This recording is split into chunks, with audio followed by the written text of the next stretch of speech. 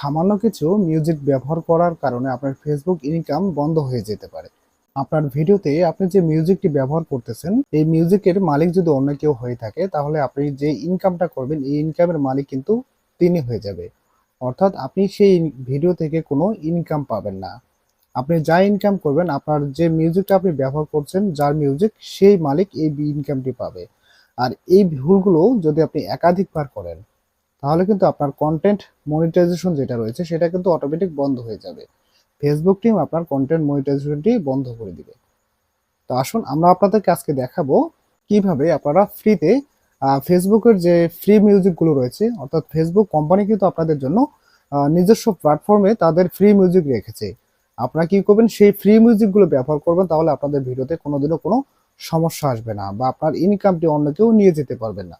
তো চলুন আমরা এখন আপনাদেরকে আমাদের স্ক্রিন শেয়ারের মাধ্যমে দেখাচ্ছি আপনারা ফ্রি মিউজিকগুলো কোথা থেকে কালেকশন করবেন। এই মুহূর্তে আমরা চলে আসলাম আমাদের মোবাইল স্ক্রিনে।